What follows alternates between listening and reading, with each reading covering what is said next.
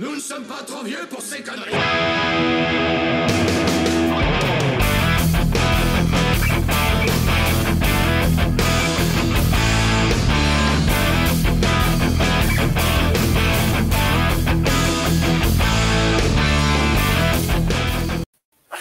Hello, bienvenue dans ce nouvel épisode de Nous ne sommes pas vieux, trop vieux pour ces conneries, où j'ai la joie et le plaisir vraiment immense de recevoir mon ami Mao Push.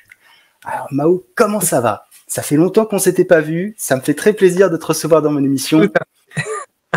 Bah écoute, tout d'abord un grand merci pour l'invitation, ça me fait plaisir. C'est une émission que je suis et donc voilà. Je suis assez content d'être ton invité ce jour, Julien. Merci d'avoir accepté. Alors, Mao, alors je te demanderai peut-être quelques explications sur ton pseudo à un moment donné. Alors, est-ce que tu peux, pour ceux qui ne te connaîtraient pas, te présenter d'où tu viens, qu'est-ce que tu fais, qu'est-ce que tu lis, plein de choses. Écoute, tout d'abord, Mao Push, je vais te le dire tout de suite, c'est juste la contraction de mon prénom et de mon nom. Donc, mon nom de famille, c'est un nom italien, c'est Pusheddu, et tout le monde m'appelle Push, en fait, tu vois, depuis mon plus jeune âge. Donc, c'est Mauro, Mao, Push, simplement. Ok, en fait, il ne fallait pas chercher très loin. Ah, c'est marrant. Donc voilà. Maintenant, moi, je pense que ça peut s'entendre. Je suis du Nord, donc je vis en Belgique, comme la plupart des personnes sur Insta où je suis le plus le savent. Et donc, et voilà quoi. Je suis un lecteur depuis ma plus tendre enfance. Mais effectivement, en plus, j'imagine, parce que je me suis posé la question, je me suis dit, ouais, je suis sûr que Mao, il sait parler français, bien sûr, flamand, peut-être italien, peut-être allemand. Je suis sûr que tu es polyglotte. Je me suis dit, à mon avis, tu dois parler plein de langages, ça va être super intéressant, tu dois avoir une culture hyper riche, et je suis sûr que tu lis plein de choses d'autres langues aussi. Enfin, pas que de l'anglais. Et aussi de l'anglais. Ouais, écoute, j'ai un peu de mal avec le néerlandais. C'est une grande honte pour moi. Mais sinon, plutôt italien, anglais, et un peu d'espagnol. Et une motivation, c'est les voilà. 9e art. Moi qui ai déjà du mal avec le français, je suis toujours admiratif des personnes qui parlent plusieurs langues. Alors, Mao, je sais qu'on voit sur ton Instagram, effectivement, tu as des lectures très variées. Et là, tu nous as dit que tu avais commencé, t'as plutôt dans l'enfance. Alors, est-ce que tu peux nous raconter un petit peu ton parcours de lecteur? Comment c'est arrivé? Quels ont été finalement, par quoi tu as commencé? Et après, comment tu t'es orienté vers le reste? Comics, manga, graphic novel ou autre? Est-ce que tu peux nous en dire un peu plus? Ouais. Mais écoute, quand tu m'as invité pour ton émission, c'est vrai que ça m'a remémoré plein de choses, quoi. Et en fait, j'ai commencé, je pense que ma première bande dessinée, c'était un Gigier. Je ne sais pas si tu connais Gigier. Oui. Donc, c'est un des grands fondateurs de la BD franco-belge, je dirais même plus belge, vu que le gars, il a travaillé, donc, ses premières œuvres, c'est dans les premiers Spirou. Il a dessiné du Spirou. Avant Franquin.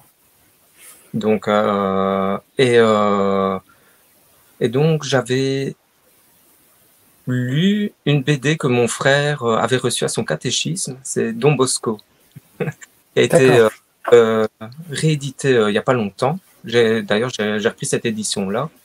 Et j'ai retrouvé là, je vais avoir 8 ans, j'ai retrouvé mon exemplaire. Excellent. Je l'ai piqué à mon frère, tu vois.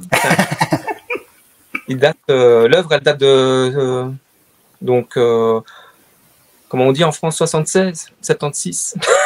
Oui, c'est ça, 76. Et donc, tu vois, c'est vraiment du Ouais, vieux. c'est vraiment les traits de l'époque, quoi, des années 70, la franco-belge, ouais, c'est... Tu vois, le gars, en fait, c'est un saint.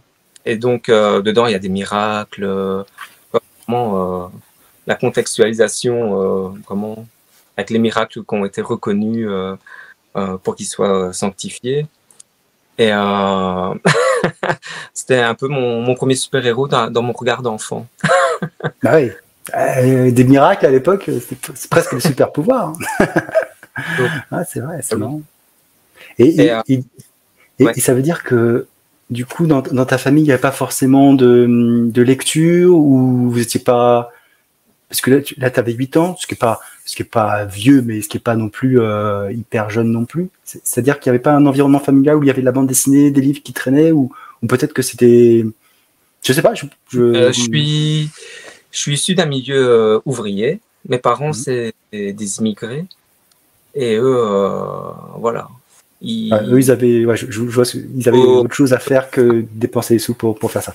Ouais, c'était vraiment les besoins essentiels d'abord. Tu vois, j'avais pas beaucoup de jouets, j'avais pas de, tu vois. Quoique depuis, à mon avis, ça doit être dû à ça. Hein. Je me suis rattrapé. Ouais, il y a peut-être quelque chose effectivement. Mais et donc cette BD-là, c'était un peu une ouverture sur d'autres choses. Hein. C'est quelque chose qui m'a marqué. J'ai dévoré, je l'ai lu plein de fois, pardon. Donc, mais c'est vrai que moi, dans ma famille, à la base, en tout cas mes parents, la bande dessinée, quelque chose, voilà, c'était vraiment pour les enfants. Et ça n'allait pas plus loin, quoi. C'était pas bien méchant. En plus, ben voilà, les Italiens immigrés, fort pratiquants, ben, sur Don Bosco, ils étaient bien contents. Et après, en fait, au fur et à mesure du temps, encore au niveau de... Je l'ai là quelque part, mais j'ai pas été la rechercher. Mon frère, pour un anniversaire, avait reçu Astérix et les Normands. Tu vois. Et c'est une BD que j'ai également dévorée. Et donc, j'ai fait petit à petit, en suppliant mes parents, hein, quand ils allaient au supermarché, j'ai fait toute la collection d'Astérix. En tout cas, tous ceux écrits par Goscinny. D'accord. C'est ceux-là qui me parlent. À partir À partir du Grand Fossé, donc la partie Uderzo, moins. Ouais. J'étais jusqu'au fils d'Astérix, donc une trentaine d'albums, quoi, je pense. Je sais plus trop. Et tu vois, Astérix, j'ai dévoré tous ces albums-là, mais un nombre de fois, j'ai grandi avec. Et c'est dingue parce que par rapport au thème de ton émission, c'est intéressant, même Astérix, parce qu'il y a plusieurs niveaux de compréhension. Ouais. Ah, les jeux de mots, tu peux pas les comprendre quand t'es enfant, quoi. C'était tout le génie de Goscinny. Et le gars, comme tu dis, bah, tu lis ça à 8 ans, voilà, tu rigoles parce que voilà, tu as compris la blague. Parce qu'il y a de la bagarre, et puis il y a des blagues, ils reçoivent un poisson, quoi.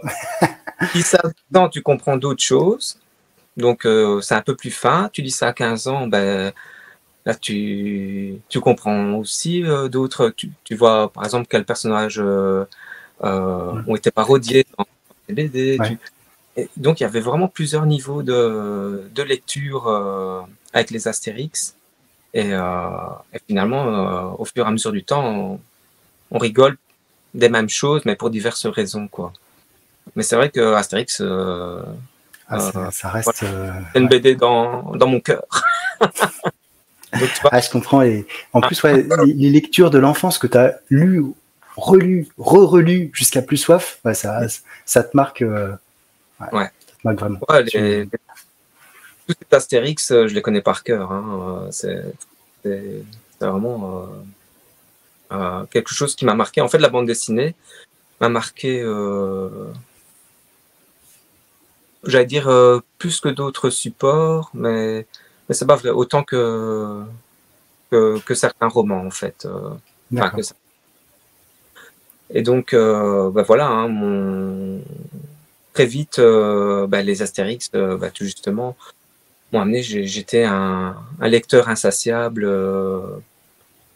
À 12 ans, je lisais des bouquins. J'ai lu l'Iliade et l'Odyssée, tu vois. J'avais à peine 12 ans et j'avais toujours un bouquin avec moi, quoi. Ouais, Ou une BD. ça t'a ouvert vers quoi? Ça a ouvert ta curiosité sur d'autres choses et pour explorer Ouais. quoi. Finalement, ça t'a pas quoi. Contrairement à ce qu'on pourrait dire, c'est ça. On reste pas cantonné, on s'ouvre quand on lit des bandes dessinées. Ouais, tout à fait. Et tu vois, après, je suis passé plus tard sur les premiers Torgal. Mhm. J'ai pas fait toute la série, je suis resté là avec du Rosinski, hein, Van Damme. Et, et là aussi, c'était quelque chose qui me plaisait assez bien. Tu vois, il y a des histoires qui sont très, très SF, dont d'autres qui sont Oui. plus Bah, fantasy. dès le début, il y a quand même un côté SF qui existe, même si s'il n'est pas tout de suite quoi. Il est développé dès le début. Après, il revient pas forcément tout de suite. Non. Mais c'est vrai que le début, ouais. Puis Ouais, non, c'est vrai parfois que il bascule dans les mythologies. Et tu vois, Torgal, ça me passionnait. Il y a un script, toujours en pensant à ton émission. Je me souviens je ne sais pas si tu l'as lu, Ali Noé, donc le tome, un des premiers tomes de Torgal. ouais. C'était complètement. Je me souviens plus du coup. Là, il faut que je relise. Ils arrivent dans une île avec sa femme, Aricia, et leur fils. Et le fils, il trouve un bracelet et il y a un enfant avec des cheveux verts qui apparaît. Et il y a tout un suspense comme ça. Mais en fait, il y a un final complètement SF qui en sort, tu vois. Ouais, alors je me souviens pas de celle-là. Moi, c'est vrai que ce qui m'a marqué dans Torgal, il faut que je les relise, c'est l'apparition de Chris de Valnor, Ah qui oui. est vraiment un personnage. Moi, je trouve. Alors, il y a eu une suite avec sa propre série. Oui. Mais c'est vrai que ce personnage, quand il arrive, il marque quoi. C'est vraiment un personnage marquant pour le coup. La série. Ouais. Bah, la plupart des personnages sont réussis, hein, donc c'est vrai qu'après j'ai plus trop suivi parce que je pense que c'est un peu tiré en longueur. Je m'y suis plus intéressé en fait. Mais donc voilà quoi. Donc ça, c'est vraiment les BD qui m'ont marqué le plus. Après, j'en cite très bien une autre, mais tu vas en parler, je pense, tout à l'heure. J'en parlais tout à l'heure. Et alors, un auteur qui m'a marqué, mais t'imagines pas à quel point, c'est Gottlieb. Tu vois? Donc, Ouais. pour j'ai découvert les tomes. En fait, j'avais reçu un cinémastock où il y avait donc une parodie de Notre-Dame de Paris et d'autres trucs. Et ça a été vraiment une révélation pour moi aussi. L'humour décalé, l'humour. Les rubriques à baraque avec Goscinny, c'était quelque chose. Hein. Complètement. T'as toute cette liberté d'expression. Même pas sûr qu'on la retrouverait actuellement parce que ça a loin. Hein. Pépère, les trucs. Oui, maintenant c'est un peu limite. Ouais, je suis d'accord avec toi. Ce serait compliqué, je pense. Ouais. Tu vois. Et je suis pas remarqué par ça. Et c'est vrai que, allez, j'ai un système des fois de pensée, je dirais au niveau humour, potache et tout. Je sais que ça me vient de là, tu vois. Donc c'est aussi. Avec Guéluron qui est tout sauf gay. C'est vraiment les rubriques à braque. Hein. C'est oui. histoire de 2 pages, tu vois, qui étaient tirées de. J'ai oublié le nom du magazine. Pilote. Ouais, voilà, Pilote. Et voilà, c'était complètement génial. Le gars, il s'autorisait tout. Il y avait du texte, mais c'est indécent tellement il y avait du texte dans cette planche. Puis il avait un Gottlieb, c'est un génie du dessin, quoi. Il peut tout te dessiner. C'est au niveau de l'anatomie, au niveau du cadrage, c'est vrai que c'est rare de voir un artiste comme ça, quoi. Tu dis, il était très très fort. Ouais, des perspectives de malade. Ah ouais. Et voilà, moi son humour m'a vraiment marqué. Et voilà, ça fait partie vraiment de mes auteurs fétiches. Et tu vois, on n'est même pas dans le monde du comics. Hein. Mais lui, pour moi, il est tout en haut, quoi. Ah non, mais... donc voilà. Et en gros, c'est ça au niveau de mes lectures. Et de mes premières lectures. Et pour te dire, je vais t'avouer, à l'époque, quand j'allais chercher des BD, il y avait toujours un petit coin où il y avait des comics en VO. Et avec mon pote à l'époque, quand on les regardait, on était dédaigneux par rapport à ces trucs-là. On rigolait. Je voyais par exemple les issues de Batman Predator. Et on en riait, on se disait que c'était débile. J'étais pas du tout comics en fait. Ouais. Et je disais mais c'est que de l'industrie, c'est des conneries. Quand tu sors avec un roman graphique et alors tu vois ces issues d'une vingtaine de pages où tu avais des personnages improbables en train de se battre, tu vois. Ouais. Et c'est vrai que j'avais pas du tout le regard. Ça t'intéressait pas, quoi? T'avais pas le déclic comme on a eu un peu tous effectivement dans l'enfance ou dans l'adolescence de voir ça et de. Mais écoute, c'est intéressant parce que contrairement, en tout cas moi dans la région où je suis, contrairement à toi, à d'autres, à plein d'autres, hein, quasi tout le monde hein, en France, moi Strange, Spécial Strange, Nova, il n'y avait pas. Ah ouais. Où il y avait vraiment de manière aléatoire. Donc on n'avait pas du tout cette culture-là. Tu vois.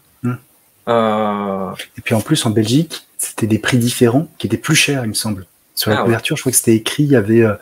Alors je vais peut-être dire des bêtises, mais il me semble qu'il y avait 3 ou 4 francs de différence par rapport à. C'était plus cher. Ouais. C'est comme maintenant. Maintenant, ça n'a pas changé, tu sais. On a quelques cents. Ah ouais, je pense de 50 cents à 1 euro en plus. Ah d'accord.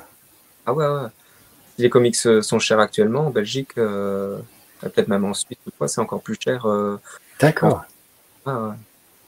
Et donc voilà. Et on n'avait pas du tout cette culture-là, à part, tu trouvais Pif, tu trouvais le journal de Mickey, mais non, à part, évidemment, il y avait des éditions, j'ai oublié le nom, qui publiaient des vieux action comics, avec des histoires de Superman, Batman poche, Batman géant, tu vois.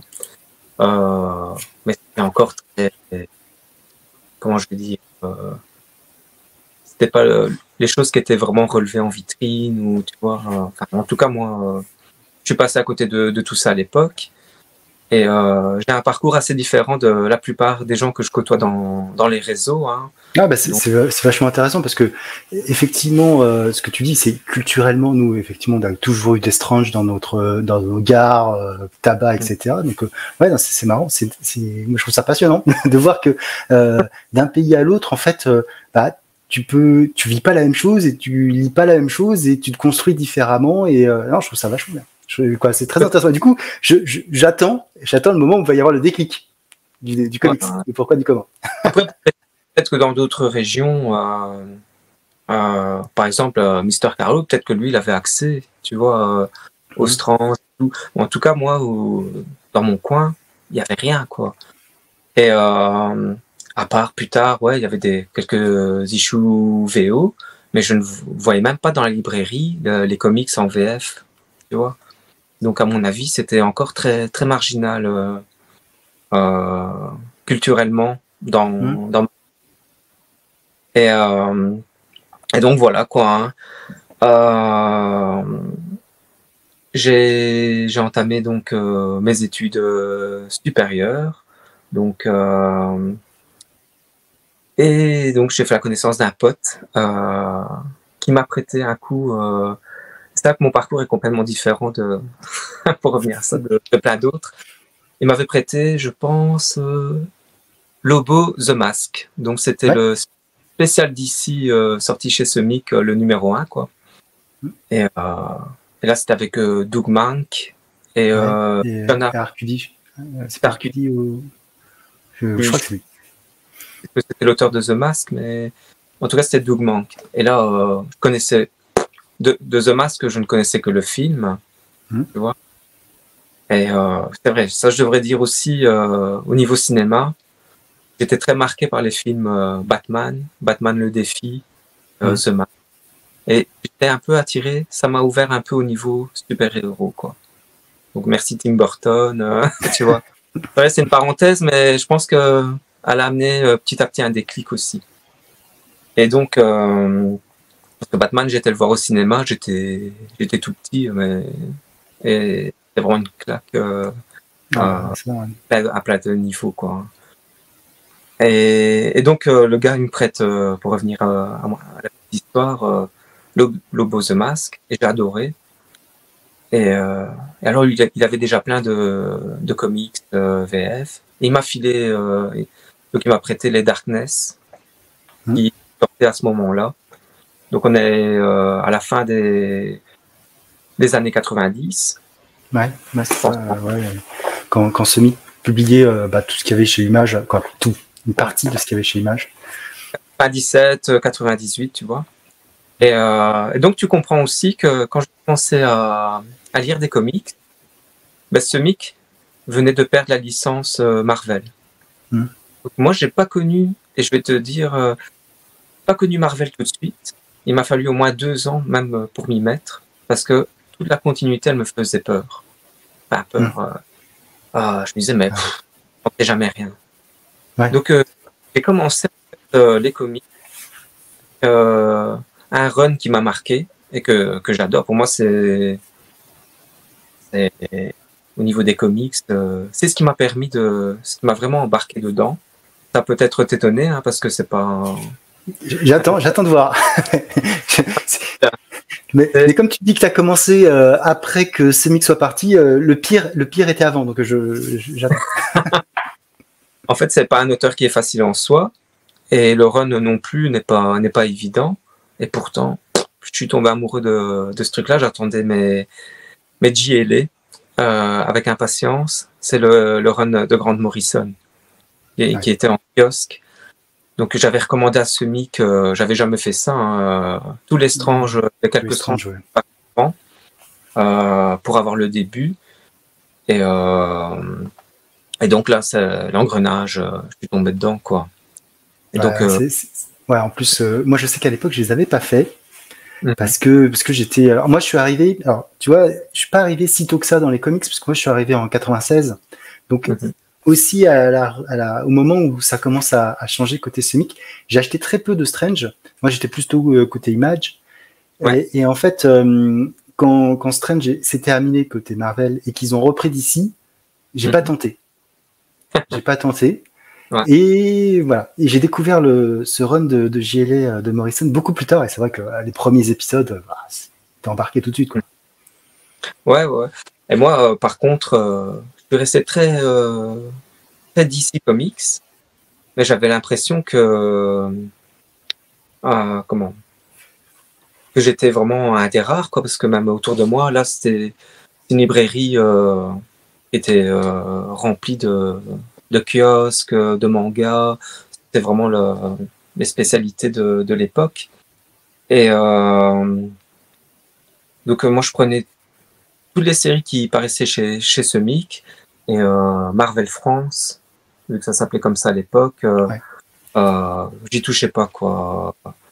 Parce que voilà, je me disais c'est bon, je me focalisais vraiment sur le DC et le Image Comics, hein, avec des Witchblade, tu vois, toute cette mouvance-là, hein, de vieux lecteurs, mais sans la partie Marvel.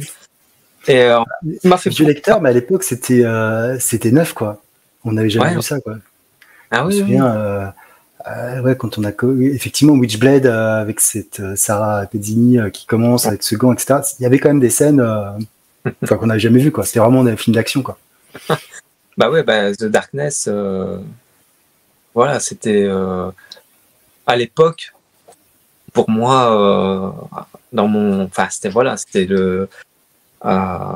le début des années 2000, c'était vraiment le type de comics qui était même repompé, voilà.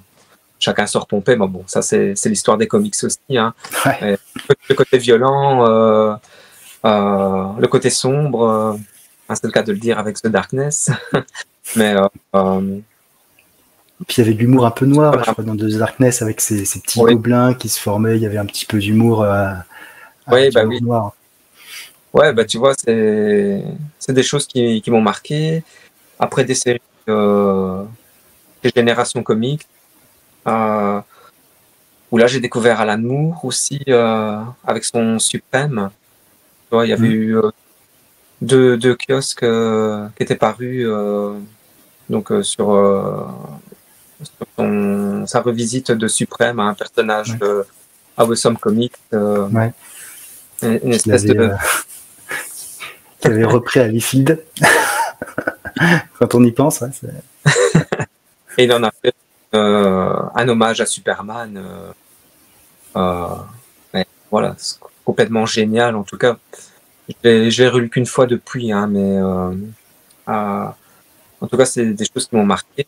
Et tu vois, pour revenir à ça, le run de Morrison sur JLA, il a vraiment titillé ma curiosité au niveau des comics d'ici, parce que c'était blindé de personnages. De temps en temps, les personnages ils changeaient de look. On passe du Superman électrique, tu vois. Ouais, tout à fait, ouais. Ça, c'était troublant, effectivement, quand ça passe. Tu dis, mais qu'est-ce qui s'est passé entre le 1 et les épisodes, là? Qu'est-ce qu'il y a eu? Ils m'ont rebuté, au contraire. Moi, ça m'a passionné. J'ai découvert vraiment la richesse d'un univers partagé à ce moment-là, en fait. Hein. Donc, en comic book, c'est le Crisis on Infinite Earths qui est paru aussi, en 4 volets. 4 tomes, ouais. Aussi, il y a une pléthore de personnages. Et tout à fait, ouais. J'adorais ça. Là, pour le coup, au niveau perso, il y en avait plein. Hein. Ah, c'était touffu. Hein. Et je sais que parmi d'autres lecteurs, et surtout ceux qui découvrent encore les comics actuellement, il y en a, ils lisent Crisis on Infinite Earths. Ils ont vraiment du mal parce que ils n'ont pas tous les tenants et aboutissants. Moi, c'est pas quelque chose qui m'a gêné, au contraire. Ouais. C'est curieux, hein. Bizarre. Ouais, mais je te dirais que moi aussi, quand je les ai eus, j'ai eu la même édition de Sonic, effectivement, en 4 tomes. Et effectivement, même si je connaissais pas tous les personnages, néanmoins, tu comprends très vite la trame, ce qui se passe, et avec l'anti-monitor, etc. Bon, certes, c'est un petit peu complexe, mais au final, tu t'y fais, quoi. Tu rentres dedans. Et à force de lire, de te renseigner aussi, parce que bon, il y avait Internet quand même à l'époque, ça existait.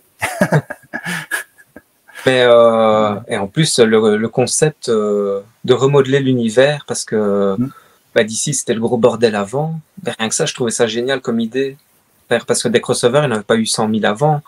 Il y avait de cette ampleur, ouais. Marvel, mais un crossover d'une telle ampleur, et pour ces raisons-là, et il était relativement, je pense qu'il est réussi, hein. J'ai trouvé ça génial avec la relance par la suite quand il pense. Et donc voilà. Quand on voit effectivement ce qui a suivi, Year One, Man of Steel, tu dis ouais, quand même. Ouais. Bah oui. Il y avait quand même du lourd. Hein. Des runs mythiques chez DC, quoi. Hein. Et voilà. Et donc toujours un peu, allez, je vais créatif pour entamer Marvel, je me suis lancé avec le kiosque, un personnage que je connaissais pas du tout, qui n'était pas du tout connu. D'ailleurs, son kiosque, il a tenu, je pense, 8 numéros, parce que pas populaire du tout. C'était le Deadpool de Joe Kelly. Ouais. Et là, c'était aussi une série, elle vaut ce qu'elle vaut, hein.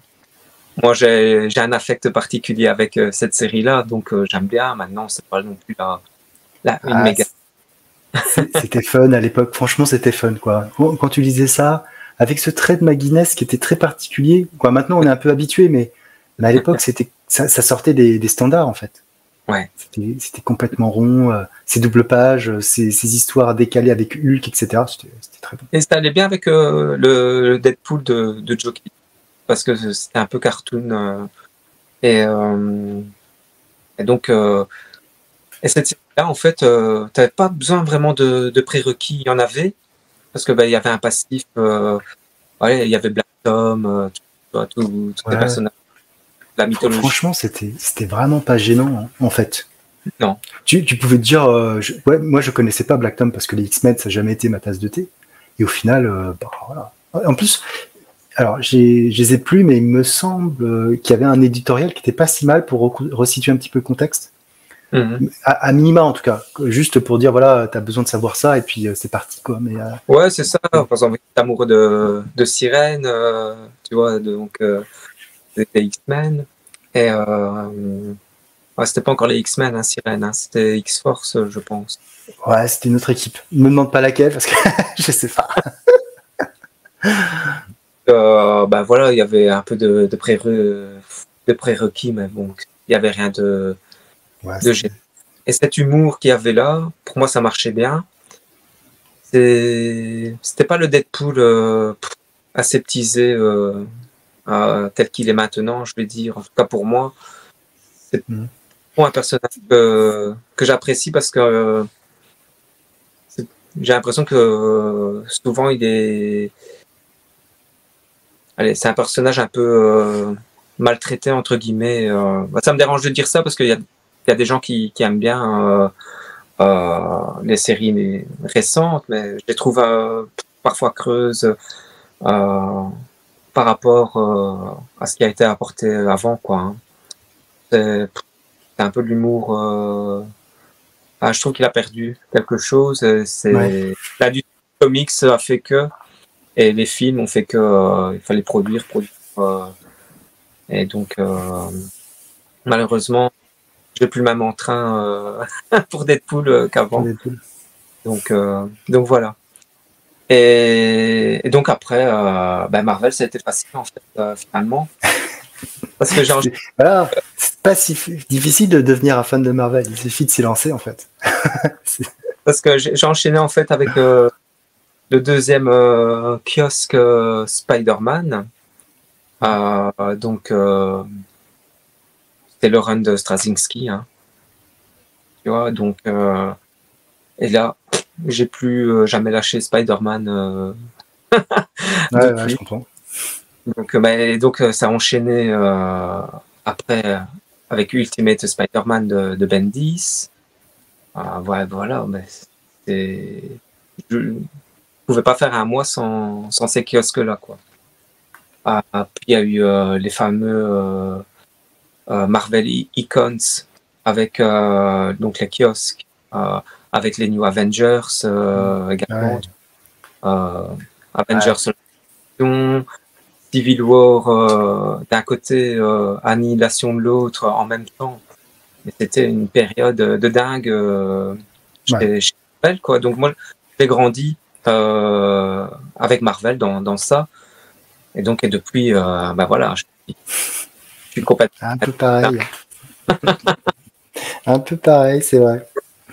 Et du coup, t'en as pas encore parlé, mais les mangas, c'est venu à quel moment du coup? C'est venu plus tard aussi ou finalement tu t'en lisais peut-être un de temps en temps où tu regardais des dessins animés? Du coup, je sais pas, question, est-ce qu'il y avait des dessins animés, des animes en Belgique ou pas? Est-ce qu'il y avait parce que nous, on a eu la chance d'avoir le Club Dorothée pendant des années avec cette culture qui nous a été proposée, mais qu'en est-il de la Belgique? Est-ce que ça a été la même chose ou pas du tout? On avait on a TF1 aussi, hein, donc le Club Dorothée. D'accord, ouais.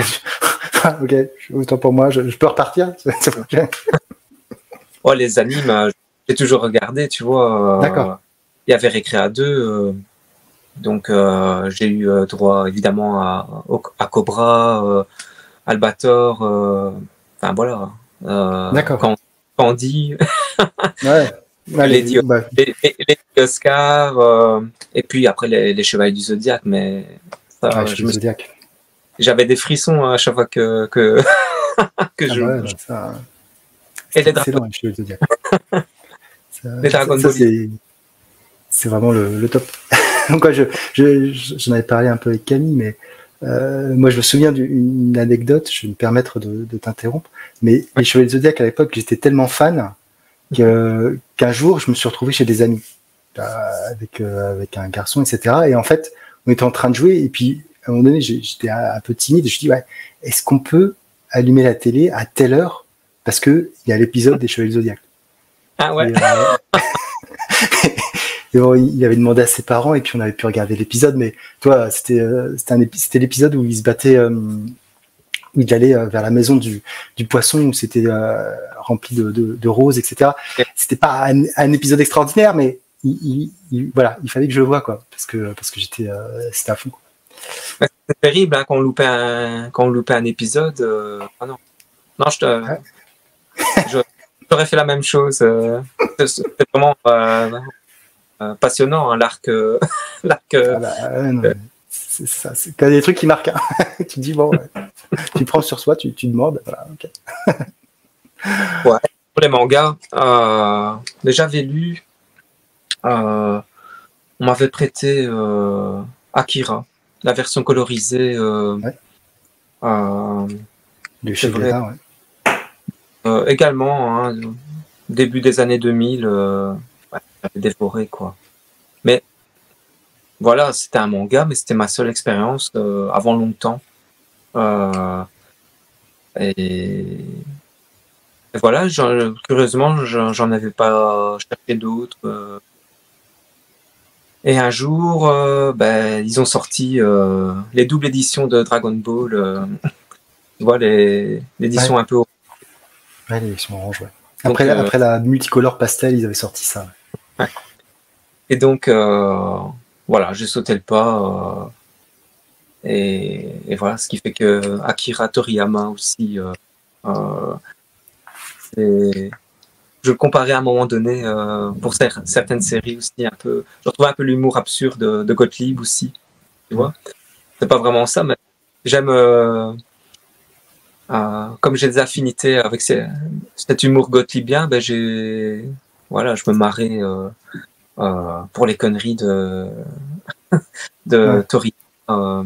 Même à travers d'autres séries, tu vois. Dr. Slump, c'est une série que j'adore également. Donc, et petit à petit, ma Mangatech, c'est vrai, s'est développée. Et ça, je pense que je ne remercie pas Instagram ni YouTube. Là, c'est clairement la communauté hein, qui a influencé donc les Old Geekman, les Chroniques d'Escobar. Voilà, ils m'ont perdu. Non. Et donc, pas mal de séries manga que j'en ai tout plein dans ma pile à lire, hein, honnêtement. Et du coup, aujourd'hui, tu achètes de tout. Tu achètes de la franco-belge, tu achètes du comics, tu achètes du manga. T'achètes la VO, t'achètes de tout. Beaucoup de VO, beaucoup plus de VO et écoute, beaucoup moins de VF qu'avant. Faut parce que déjà budgétairement, il y a des choix. Avant, je me disais, ce que j'arrive pas à prendre en VO, j'achèterai plus tard en VF. C'est des à la con, hein. En fait, c'est du complétisme malsain. C'est comme ça, mais en fait, c'est pas possible, quoi. Et le marché se porte mal, mais j'ai jamais vu autant de sorties au niveau des comics. C'est ça. Ouais. Il faut acheter tous les kiosques. Mais bon, voilà, le marché s'est développé et s'est développé aussi en gamme luxueuse, hein, pour. À tout niveau. Ouais. C'est effectivement pour une quarantaine d'euros avant, tu pouvais acheter tout ce qui sortait en kiosque quasiment. Aujourd'hui, t'as quoi? T'as un tome, 2 tomes. Bah, j'aimais bien les 100% Marvel, une collection qui, moi, me convenait pour les transports en public et tout. Bah, comme les kiosques avant, mais bon, voilà. Quand les prix sont affolants, quoi. Ouais. Je crois que c'est la gamme qui a le plus augmenté, les 100%. Bah, je pense que c'est une gamme qui va malheureusement qui va disparaître. Enfin, voilà. Je sais pas, hein, mais en tout cas pour moi, j'ai encore une série et de temps en temps je prends des one-shots, je vais dire, en tout cas des séries contenues dans un tome. Mais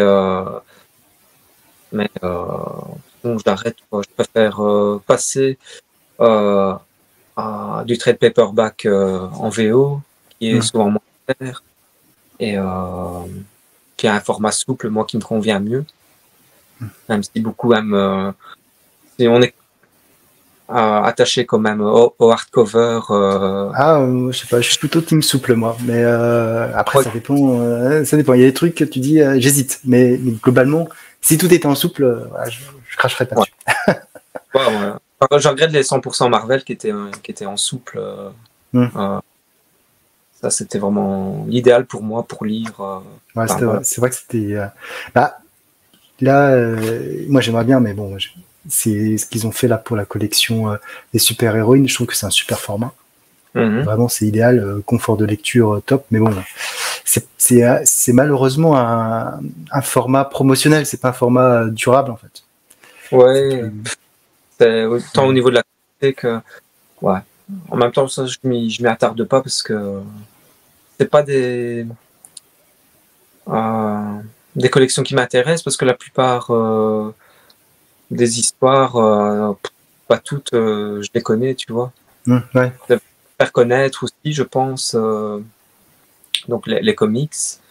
Mais bon. Ouais, et du coup, sur tout ce parcours de lecteur, et puis ça va faire aussi peut-être rebond à ce que tu nous as dit au début par rapport aux bandes dessinées dans ta famille, etc.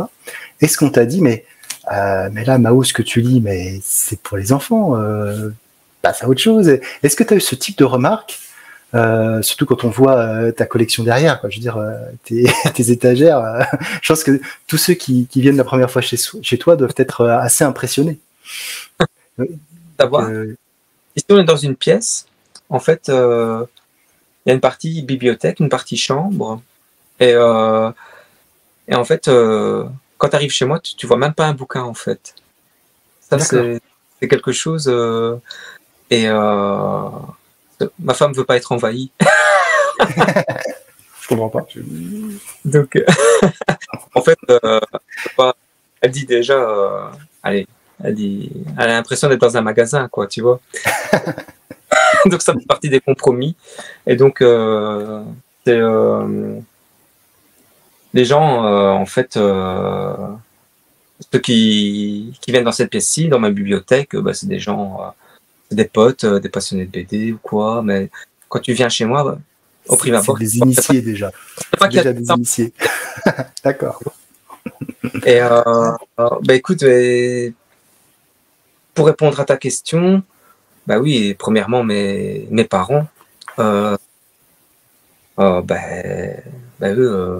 ma mère, elle, ça la choque encore quand elle voit mes piles de BD. Elle comprend pas. Parce que voilà, pour elle, ça a toujours été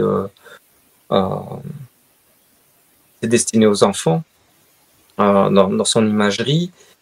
Pas aussi même sans ça, des gens de notre âge. Un coup, j'étais en visioconférence, tu vois, pendant la période du Covid.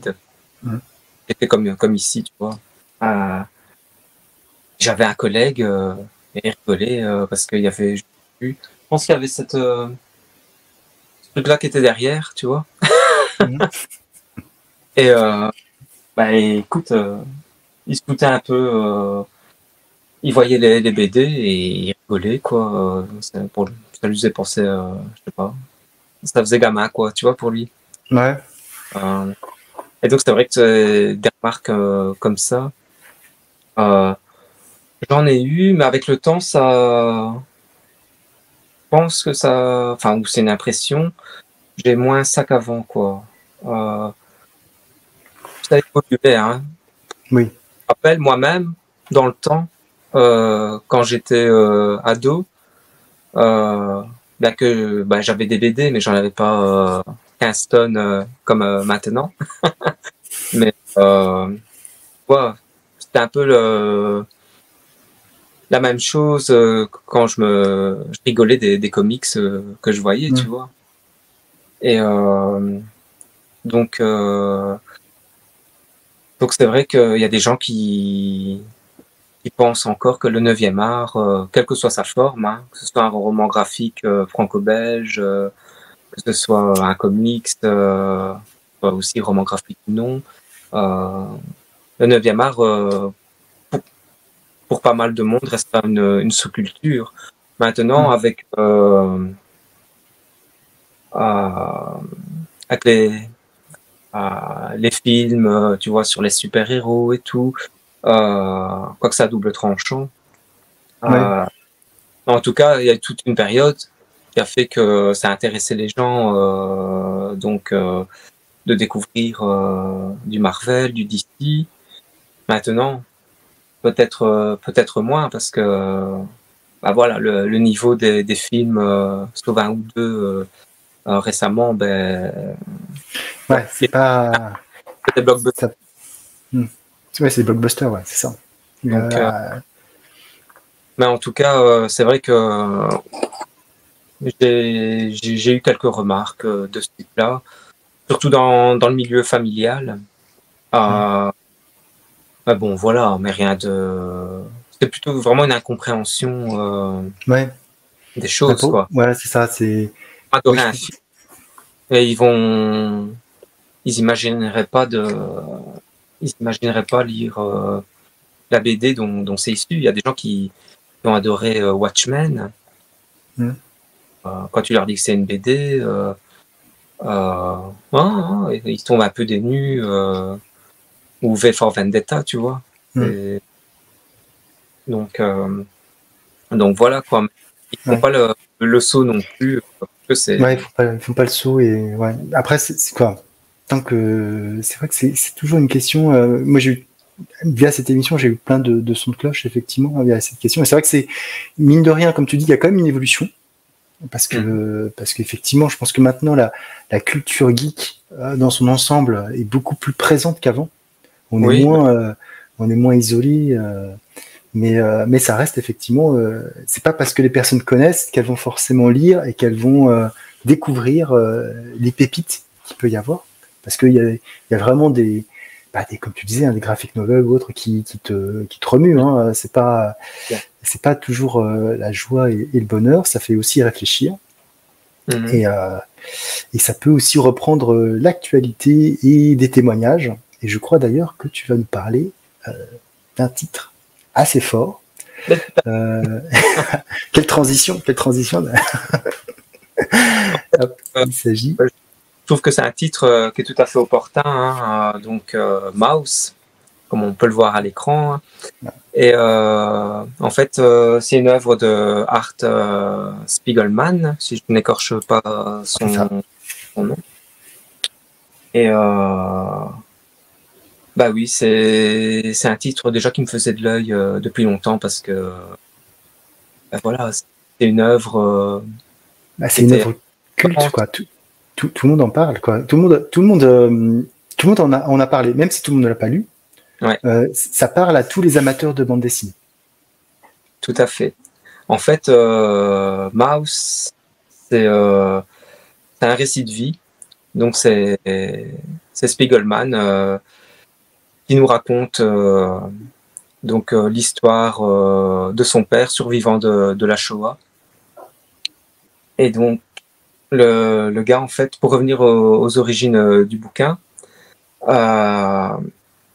avait fait 3-4 pages, une histoire brève sur la Shoah et qui avait plutôt bien fonctionné.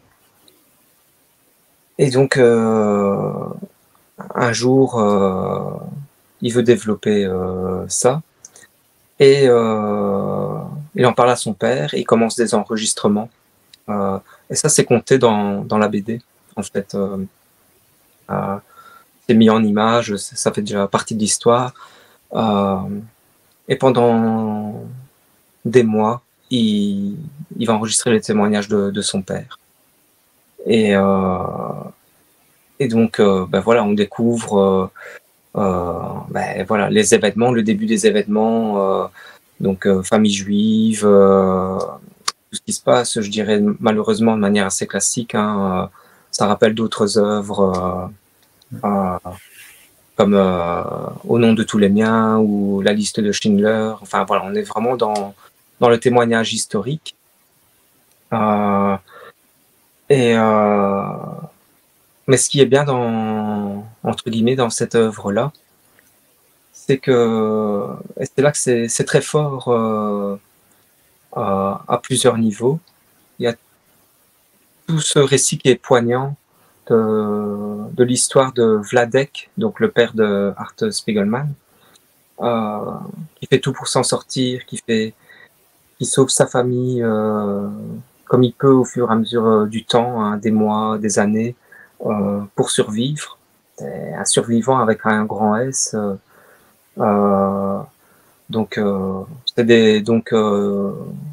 des juifs qui vont se cacher pendant des années dans des cages. Voilà, ils vont finalement après bien des périples se retrouver dans des ghettos et puis à Auschwitz. Et donc c'est tout ça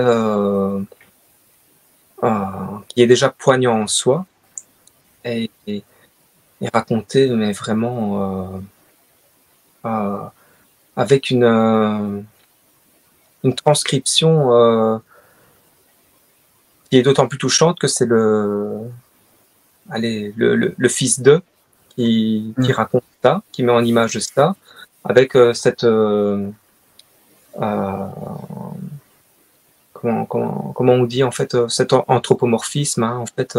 Oui, c'est ça. Ouais, c'est des animaux, effectivement, des souris, comme on l'a pu voir, qui sont représentés. Les souris c'est déjà fort comme image. Hein. Sont les juifs, les chats, donc prédateurs, joueurs, sadiques, ce sont les Allemands, les cochons sont les Polonais, et alors je pense qu'il fait les Américains, c'est des chiens.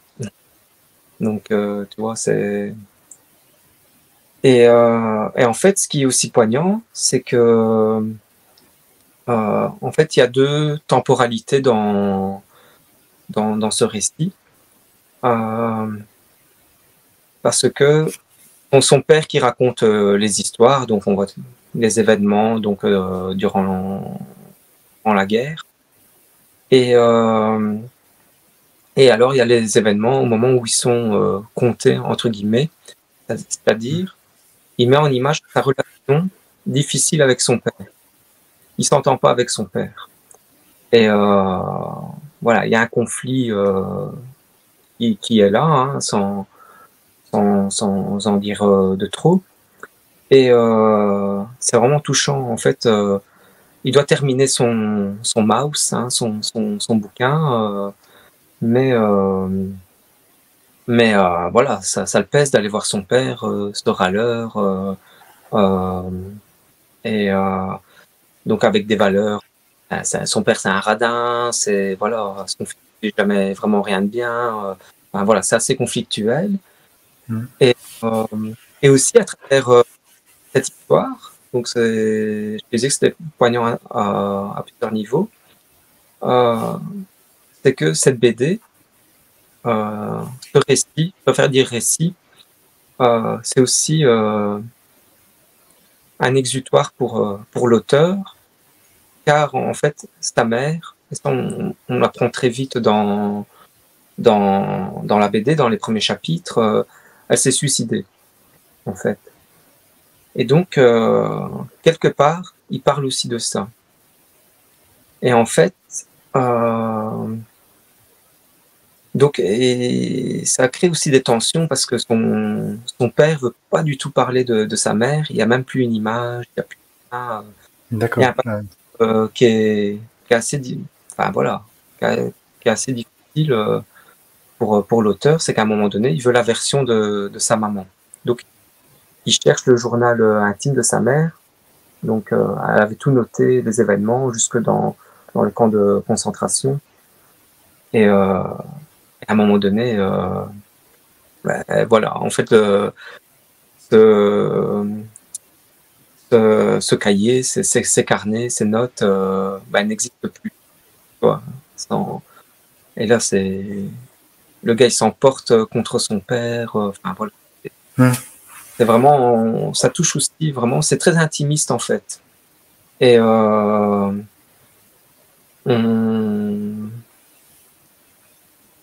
est souvent choqué. Parfois, allez, on peut esquisser un sourire, mais c'est marquant par le ton, je dirais, intime, sincère. Au-delà de cette tragédie, des horreurs qui sont racontées, en fait, Art Spiegelman, on parle il n'est plus le terme exact, mais tu vois, il y a des fois des traumas qui passent d'une génération à l'autre, quand Oui. ils sont pas résolus. Oui. Et, Oui, oui. et là, on est dans ça. Ça fait partie des stress. Oui, tout à fait. Il y avait un livre comme ça, Le Secret aussi, où l'enfant ne peut pas évoluer tant qu'il n'a pas compris ce qui s'est passé avec ses parents, etc. Donc la même chose, oui. C'est à la fois une thérapie et une résolution que va vivre Art Spiegelman apparemment. Et tu vois, et ça, on le ressent. Et d'ailleurs, ça a été aussi analysé, tu vois, par la suite. Et c'est vraiment quelque chose qui se ressent très fort, en fait. Euh, pour lui, il parle des, du vécu de ses parents pendant la guerre. En fait, il s'exorcise lui-même, en fait, de tout ça. Alors qu'il n'a pas proprement parlé, lui, il est né après. Ouais. Il a pas vécu ça, mais il a tout ce poids-là lui-même. Mais il est marqué dans sa chair par tout ça, par ce contexte familial, effectivement. Parce que j'imagine j'imagine que ça doit être expliqué dans l'ouvrage, mais qu'ils en parlaient pas de tout ça. Il a fallu vraiment que son père fasse ce témoignage pour que les choses soient connues. Son père voulait pas en parler, en fait. L'histoire, elle commence, je dirais de manière assez, allez, pas bizarre, mais en fait, une des premières scènes, il y a le jeune Artie, voilà, qui revient en pleurant chez son père, et en fait, il dit mais je suis tombé de vélo, quelque chose comme ça, je m'en souviens plus bien. Et donc, et mes amis, il dit une phrase sur ses amis. Et donc, voilà, ils l'ont pas aidé ou quelque chose comme ça, ou je sais pas trop. Et son père lui dit, des amis, tu sais pas ce que c'est, des amis. Si un jour tu te retrouves enfermé sans manger, donc pendant des jours, tu vas voir si tu as des amis. Tu vois, il sort une phrase vraiment un peu. Et donc tout démarre comme ça dans Mouse. Hein. Faudrait que je regarde le qui se dit précisément. Et donc, mais c'est là que ça titille la curiosité aussi de Art Spiegelman. Et là, son père va commencer à raconter. Donc, a priori, il y a des passages qu'il n'a pas voulu que son fils raconte, mais c'est raconté quand même avec il y a des détails qui sont là parce que tellement ça a marqué, quoi. Ouais. Et alors, le côté aussi, résilience, ne pas laisser tomber pour ta femme, parce qu'à un moment donné, ta femme, elle est décrite comme une personne frêle à la base, faible, frêle, et son père, Vladek, il met tout en œuvre, même alors qu'ils sont séparés. D'un côté il y a les hommes, de l'autre côté il y a les femmes, c'est deux camps différents. Il met des stratégies en place, il se met bien avec certains Allemands pour que sa femme ne meure pas, en fait. Donc, mais quand tu imagines que Bah, je pense, je sais pas si on peut imaginer ce genre de choses. Ça. Mais c'est ça. Et à chaque fois, en fait, au fur et à mesure des chapitres, tu te dis, mais moi, c'est la femme est mort. Tu vois. Et donc, c'est vraiment une œuvre qui est troublante. Même si on a lu, allez, on se fait souvent avoir dans ce type d'œuvre. Voilà, on est humain, on a notre empathie, mais c'est bouleversant. C'est autant bouleversant que, je sais pas moi, La liste de Schindler, le pianiste, tu vois. Ça fait le même effet. Et si on lit le journal d'Anne Frank ou Au nom de tous les miens de Martin Gray, ces œuvres-là, tu vois, et c'est ça qui est bluffant, en fait. Et c'est pour ça que j'ai voulu parler de Maus. C'est par rapport au propos de ton émission. Parce que c'est un exemple type, cette œuvre-là. Ah bah oui, là, ça... C'est une œuvre dans l'anthologie, en fait. Hein. Je ne pourrais pas en parler parce que, voilà. Je pense que, effectivement, moi, je l'ai pas encore lu. Parce que, comme je te l'ai dit, effectivement, je l'ai dans ma. Alors, on parle même plus de pile à lire parce que, du coup, c'est dans ma bibliothèque. Je sais qu'il est là. T'as une bibliothèque? Non, j'ai pas une bibliothèque à lire, pas encore. Mais je sais qu'il est là. Mon épouse l'a acheté il y a des années maintenant, et c'est vrai que je sais de quoi ça parle.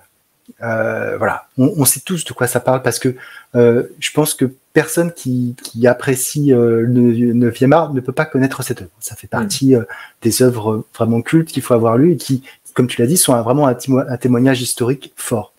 Mais je me connais, moi je suis, je pense que ça va être très dur pour moi la lecture. Et donc il va falloir que je me blinde un petit peu entre guillemets pour pouvoir le lire et le lire sans interruption. Je vais lire 10 pages et puis arrêter. Voilà. Donc je vais essayer. Là en plus t'en as parlé et c'est vrai que voilà, ça forcément la relation avec le père, la relation avec les enfants, tout ça, c'est des choses aussi qui parlent beaucoup. Parce qu'on a notre propre vécu avec notre père et notre vécu avec nos fils ou nos filles, hein. Ça peut être ça aussi. Et je pense que c'est important de dire les choses, en tout cas pour pas laisser, comme tu l'as dit, le poids du secret, le poids du silence, pour que chacun puisse trouver une sorte de mieux-être, si tant est que ça puisse être possible. Mais ouais, donc il va falloir que je me fasse un peu violence, mais il faut que je le dise.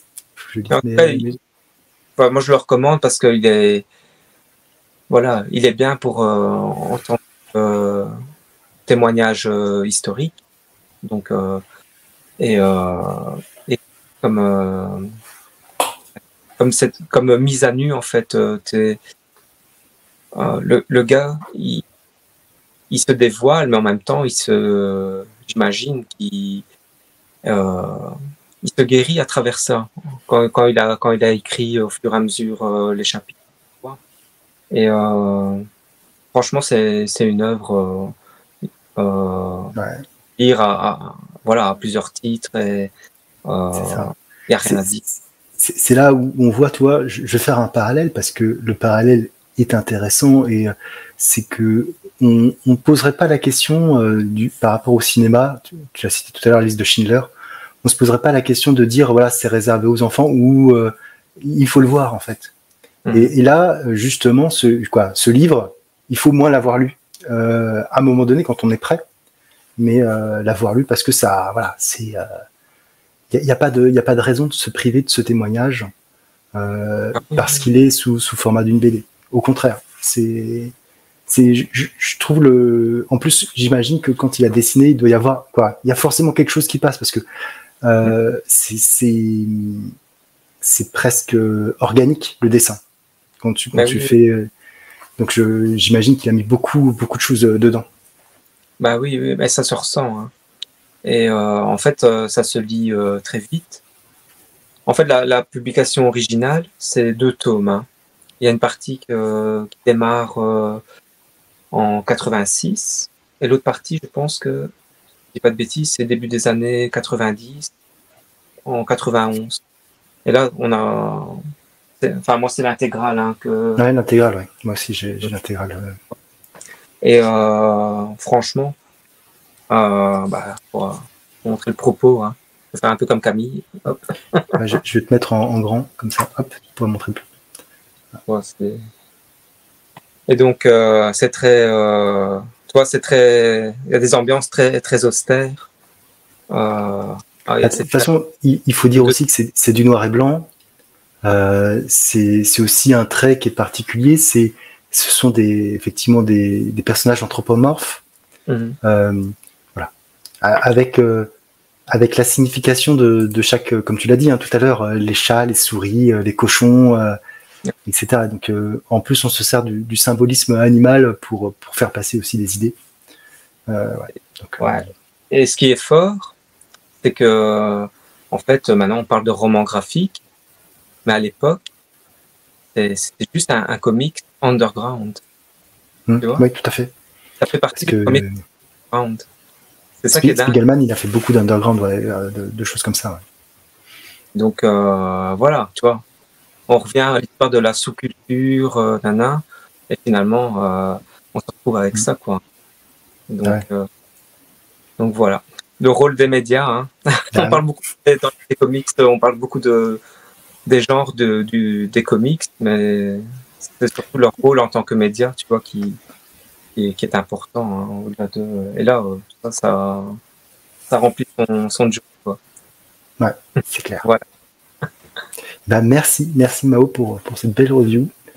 Alors moi, je sais pas si ça va être beaucoup plus gai, un petit peu quand même, un petit peu parce qu'on va passer sur un univers un petit peu différent, puisqu'on va passer, voilà, moi j'ai décidé de vous parler du grand pouvoir du Schninkel. Voilà, c'est difficile à dire tout ça, de Jean Durham et de Gregor Rosinski. Là aussi, j'ai sûrement écorché son prénom. C'est pas évident à dire. 2 auteurs, un duo assez iconique dans le monde de la bande dessinée. Puisque tu parlais tout à l'heure de Torgal, ce sont les auteurs de Torgal. Et Van Hamme, c'est le scénariste de Torgal, du Grand Pouvoir, mais également de 13, de Largo Winch, d'un certain nombre de BD cultes, voire de BD un petit peu qui ont explosé. Voilà, Largo Winch notamment, c'est une bande dessinée qui a explosé. Alors, de quoi ça parle, le grand pouvoir du Schnimpel? Donc déjà, ça a été prépublié dans le mensuel À Suivre à partir de 86, et ça a été collecté en album. D'ailleurs, on retrouve un petit peu ce qui existe dans les comics, finalement, par Casterman en 88, en 3 volumes qui ont été regroupés en intégrale, puis après qui ont été colorisés. Il y a une histoire par rapport à ça qui est assez intéressante. Moi, j'ai lu la version intégrale en noir et blanc, pour profiter justement de ces dessins de Rosinski qui sont assez somptueux. Je peux remettre un petit peu la planche, mais on voit peut-être pas très bien. Là, c'est une planche, ça fait partie des premières planches, et puis même cette couverture, on voit un grand nombre de personnages, et ce personnage principal de John, le Schninkel, et cet aérolithe noir qui n'est pas sans nous faire rappeler de 2001 Odyssée de l'espace. Et d'ailleurs, ça aussi, on en parlera, comme tu l'as lu, je sais qu'on va peut-être en parler un petit peu de tout ça. Donc l'histoire, c'est quoi? C'est que ça se passe sur Dar, une contrée, un pays, une terre, on ne sait pas exactement ce que c'est, qui est en guerre perpétuelle. À chaque fois que les soleils se croisent, eh bien, des 3 points cardinaux viennent 3 armées qui se battent sans cesse. Il n'y a pas de vainqueur, il n'y a que des perdants, puisque tout le monde s'entretue, repart, et à la prochaine croisée des soleils, ils repartent, etc. Donc on retrouve 3 armées. Donc alors là par contre je vais m'aider un petit peu, je vais tricher, toi, je vais prendre mon petit sèche par rapport au nom des 3 armées, puisqu'on a trois armées, donc Jargot le parfumé, Zambria la cyclope, et également Barfind main noire. Donc ces 3 personnages qui sont immortels se battent sans cesse et amènent leurs armées, et chacun ont leurs propres armées, donc composées d'esclaves, etc. Et dont l'armée de Barfind main noire qui a pris des Schninkel pour se battre. On apprend très vite que les mâles sont enlevés, sont conditionnés pour se battre et ne savent rien faire d'autre. Et donc à la fin de la bataille, quand les vautours se délectent des restes, eh bien Jon se réveille, il constate qu'il n'a aucune blessure, il est assez surpris d'ailleurs, et après s'être débarrassé à coups de hache d'un vautour un peu trop imprudent ou impétueux, je sais pas, il se demande à quoi tout ça rime, et on a l'apparition de ce bloc noir qui dit « Moi aussi, Jon, je me demande à quoi ça rime, et si rien n'est fait, le monde sera détruit. » Alors Jon, il dit « Mais qui êtes-vous » Et il dit « Je suis le maître créateur des mondes. C'est moi, en gros, ça serait le dieu ultime qui aurait créé cet univers, ce monde, et qui dit « Voilà, si Jon, je te confie la tâche de faire arrêter cette guerre, et si tu n'y arrives pas, eh ben, tout sera détruit. » Voilà. Donc Jon dit « Mais comment je vais faire? Moi, j'ai pas... voilà. » Il te dit « Je te donne le grand pouvoir. » Voilà. Sur cette phrase, il explique rien. Et donc Jon, un peu perplexe, a ce grand pouvoir. Très vite, il va rencontrer un autre personnage qui va devenir son ami, qui est membre d'une armée adverse, mais qui va aider. C'est un Tawal, une espèce de gros singe velu, qui peut pas se servir de ses mains parce que celles-ci sont dans des manchons de fer, uniquement faits pour se battre. Et donc, ils vont se lier d'amitié. Très vite parce que c'est la survie, et à 2 c'est plus simple que tout seul, et ils sont surpris par des Amazones qui veulent le tuer, et à ce moment-là Jon dit « Par le grand pouvoir », et une des Amazones s'effondre morte. Les 2 autres prennent la fuite, et à ce moment-là Jon est persuadé qu'il a un grand pouvoir. Et donc, il va suivre une quête un peu initiatique où il va rencontrer d'autres personnages. Je vais pas trop en raconter parce que ça tient sur 10 chapitres qui se lisent très rapidement. Mais très vite, il va rencontrer un personnage féminin du nom de Gwell, voilà, pour lequel il va avoir une attirance très forte dès le début, qui va être un petit peu son leitmotiv tout au court du tome, mais leitmotiv qui ne pourra jamais aller jusqu'au bout. Et donc on a une quête initiatique pour savoir comment sauver le monde. Est-ce qu'il a vraiment un grand pouvoir? Qu'est-ce qui va se passer? Comment le monde est divisé? Qui sont les 3 grands immortels? Comment va-t-il les rencontrer ou pas? Et surtout comment ça va finir? Et donc voilà, mais plein d'éléments dedans. Effectivement, on retrouve à la fois le système d'esclavagisme, on retrouve l'incompréhension de ceux qui se tapent dessus parce que leurs chefs leur ont dit de taper dessus. D'ailleurs, fondamentalement, comme on peut le voir entre les Schninkel et les Tawal, il n'y a pas d'animosité en fait. C'est juste parce qu'on leur a dit de se taper dessus qu'ils se tapent dessus. Il y a des peuples qui sont un petit peu en dehors parce qu'ils fournissent des armes. Donc eux, ils jouissent de choses un petit peu différentes. Ils sont pas gênés ni par l'un ni par l'autre parce que comme ils fournissent les armes, ils sont un petit peu en dehors des lois. Il y a de la magie. Il y a plein de choses dans cet univers, et surtout cette quête, est-ce qu'elle va pouvoir être remplie? Est-ce que Jon va découvrir comment son grand pouvoir marche? Est-ce que celui-ci existe vraiment? Et donc on est à la fois dans une fable un petit peu comme, c'est pas le monomythe du héros parce que il n'y a pas de John n'a pas dans son parcours de véritable mentor. Dans le monomythe du héros, il y a toujours un mentor qui aide le héros, qui va mourir, et ainsi de suite. Néanmoins, il suit quand même un cycle où il va rencontrer des gens et s'affirmer de plus en plus dans son rôle. Et surtout, il y a toute une question par rapport à leur religion, par rapport au libre arbitre, par rapport à plein de choses. On a même beaucoup de choses dedans, beaucoup de choses. Après, quand on le finit, on se dit comment je dois en retirer? En fait, il donne pas beaucoup de clés. Je vais dire ça comme ça. Il donne pas beaucoup de clés, il donne beaucoup d'informations, mais des clés, c'est à nous de les trouver, à nous de les interpréter et de savoir un petit peu ce qu'on a lu et ce qu'on peut en retirer. En tout cas, c'est vrai qu'il y a un discours par rapport à cette guerre, par rapport à la lâcheté des personnes aussi, parce que à un moment donné, John a un procès. Je vous dis pas qui sont les juges, mais c'est assez ironique dans son ensemble.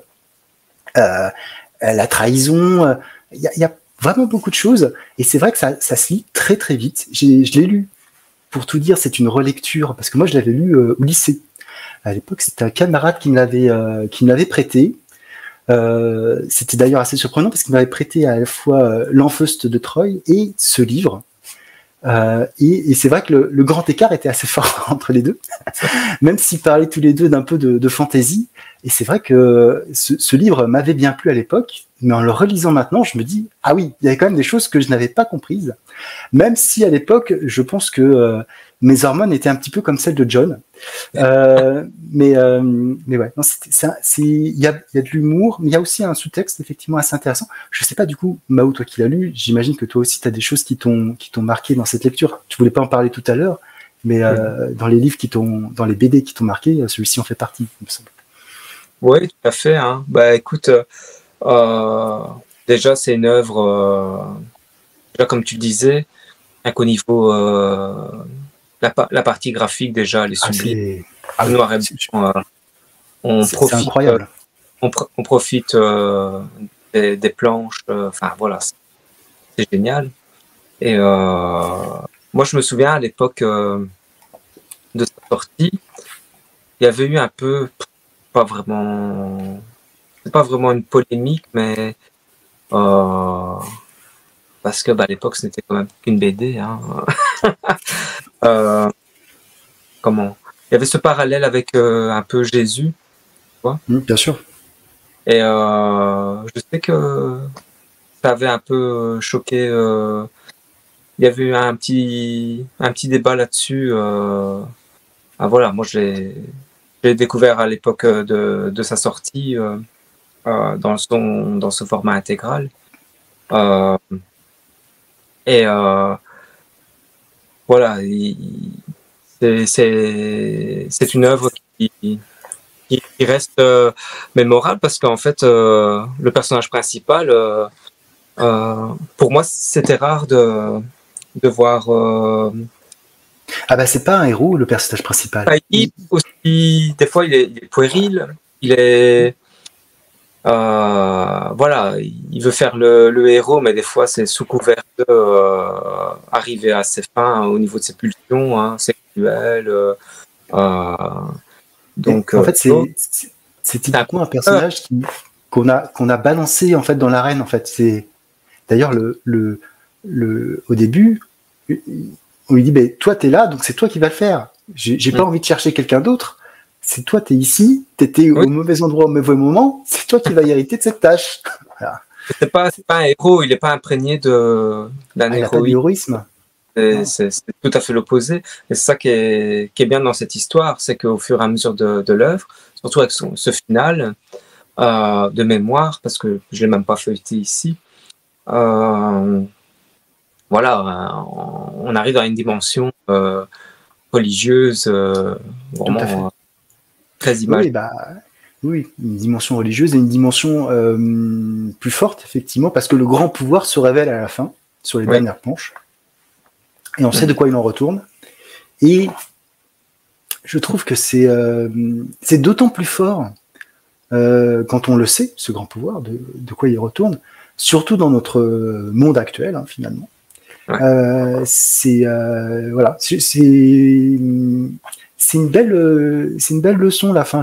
Même si on peut être d'accord ou pas avec ce qui se passe à la fin, parce qu'il y a deux fins en fait. Je spoil un petit peu, mais il y a une scène post-générique aussi. Mais la première fin est très forte. La deuxième fin pose un peu question. Après, je vois ce que veut dire l'auteur, et je comprends toutes les polémiques du coup qu'il y a pu y avoir avec Jésus, comme dont tu parlais, et puis par rapport à la religion. Mais ouais, non, c'est. Ben oui. Mais bon, mais c'est vrai que c'est quand même assez. En fait, ce qui je trouve assez fou, c'est que effectivement, c'est sorti dans fin des années 80, puisque c'est en 86 à 88 finalement, 86 à 87 que c'est sorti. Et on retrouve effectivement quand même une absence de tabou. En fait, ils ont osé dire des choses. Aujourd'hui, je sais pas si alors rétrospectivement, on dit beaucoup de choses aussi dans la bande dessinée, mais ils y sont allés, quoi, et ils sont pas posés de questions. Ils avaient un message à faire passer, et ils y sont allés, quoi. Et je dis pas qu'aujourd'hui il y a pas ça dans les bandes dessinées. Au contraire, on a une pléthore de bandes dessinées qui expliquent des choses, etc. Mais à l'époque, sortant de Torgal, deux auteurs qui étaient assez populaires, il faut dire ce qui est, dans le monde, qui sortent de leur zone de confort pour faire ce type d'œuvre. Voilà, il fallait en avoir, quoi, je pense. Ouais, il y a quelque chose d'assez personnel là-dedans. Hein. Il y a des messages qui veulent Grozinski veut faire passer. Voilà, on sent qu'il y a quelque chose au-delà de raconter quelque chose. Il y a plein de symboliques dans ce récit dark fantasy. Hein. Oui, parce que d'ailleurs, j'ai pas fait les recherches jusqu'au bout, parce que forcément, je fais pas mes recherches jusqu'au bout. Mais c'est vrai que le personnage de John, dans son design, ressemble beaucoup aux elfes de Dark Crystal. Alors, je sais pas qui a inspiré qui, mais voilà. Et quand on connaît l'histoire de Dark Crystal, qui est quand même là aussi une quête initiatique avec ça amène aussi à de la réflexion, parce que finalement il y avait toute une mouvance à l'époque de servir finalement de la fantaisie pour amener des choses, et soit par ce format, effectivement, ce média de la bande dessinée, soit par l'animation. Donc ouais, les auteurs étaient quand même assez forts, quoi. Bah là on est en plein dans ça, hein. L'utilisation de la dark fantasy pour amener des choses. C'est ça. Pour finalement, pour attirer le chaland et lui dire qu'il y a autre chose derrière que ça. C'est intéressant ce principe. Et, ouais. En tout cas, moi, c'est une œuvre que j'ai relue avec plaisir, et effectivement, graphiquement, je m'en rendais pas compte à l'époque, mais quand je l'ai lu, j'avais 15 ans. Maintenant, beaucoup plus tard, je ne dirais pas combien d'années plus tard, mais quand je le relis, je me dis, ouais, quand même, le gars là, il est fort. Il est quand même très très fort. Voilà. Là, on est. Et c'est une de. Enfin, voilà. C'est une des plus connues, mais c'est une de ses. Je pense. Une de ses meilleures œuvres graphiques. Bon. C'est compliqué de dire ça, hein, parce que voilà, le gars il est bon point. C'est vrai que quoi. En tout cas, ça. C'est là qu'on se dit que peut-être que certains épisodes de Torgal en noir et blanc, ça aurait été vraiment pas mal. Oui, c'est ça en fait, c'est le noir et blanc, hein, avec tous les détails. Voilà. Alors la couleur, c'est très très bien. Je vais pas dire le contraire, mais c'est vrai que dans ce type de récit, le noir et blanc, ça porte vraiment quelque chose. Mais bon. Ouais. C'est vrai que moi d'ailleurs, la version colorisée, j'aurais même pas voulu les avoir en fait. Ouais, moi j'ai pas regardé. Je regarderai quand même par curiosité pour voir un peu ce que ça donne. Mais c'est vrai que ça peut retirer du détail, ou en tout cas ça n'a pas le même impact. Je pense que c'est surtout ça. C'est l'impact visuel a forcément le contraste entre les planches est très très fort. Parce qu'il n'y a pas du tout de gris, hein. On est vraiment sur du noir et du blanc. C'est pas du tout du tout grisé. Ouais, c'est juste que les dessins ils sont ancrés. Et c'est tout, quoi. Hein. Il n'y a pas de nuance. Exactement.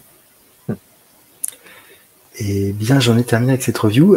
Mao, je tenais encore une fois à te remercier d'être venu. Ça m'a fait extrêmement plaisir. Petite anecdote, il faut que je dise une petite anecdote, c'est que normalement cette émission était prévue pour durer 45 minutes, 1 heure. Forcément, on a dépassé. Mais bon, avec les podcasteurs, on avait l'habitude aussi. Voilà. Je ne vois pas de quoi tu parles. Je sais pas non plus.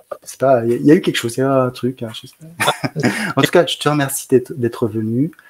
C'était un plaisir et j'ai trouvé, franchement, les parcours, moi, je trouve ça toujours très intéressant. Puis de voir tout ça et de voir ce qui finalement a construit ton rapport au 9e art et ce que tu es aujourd'hui. Je trouve ça vraiment très intéressant. Et puis ce que tu nous as présenté comme review, effectivement, je pense que comme on dit, tu as dit les termes. Voilà, c'était voilà. Lisez Mouse si vous avez l'occasion. Vous ne le regretterez pas en tout cas. Ne serait-ce que pour la culture. Pour la culture et le témoignage qu'il décrit. Oui, force, faudrait pas s'en priver, quoi. Ouais, c'est ça. Il me semble qu'on peut te retrouver sur Instagram. Je mettrai le lien dans la description. Je ne sais pas si tu as d'autres réseaux sociaux où tu partages tes geekeries et autres. Pour l'instant, je suis axé Instagram par rapport à une certaine période où j'étais aussi sur Twitter et enfin voilà. Maintenant, non, c'est Insta surtout, quoi. Je préfère me centrer là-dessus dans l'attente de trouver peut-être une meilleure formule parce qu'Instagram, finalement, c'est assez réduit en fait. Hein. De plus en plus, je trouve, pour faire partager les choses. Donc, voilà, je suis en recherche. En tout cas, faut pas hésiter à jeter un coup d'œil sur ton Instagram parce qu'il est bien fourni. Il y a plein de choses régulièrement, des petites surprises. C'est toujours très agréable de voir un petit peu ce que tu prends, etc. Même si je suis pas toujours d'accord avec ça, j'ai notamment un manga là, je suis. Bref. Mais bon, on en parlera en off. Je te remercie une nouvelle fois et je vous dis à tous ciao ciao, à très bientôt.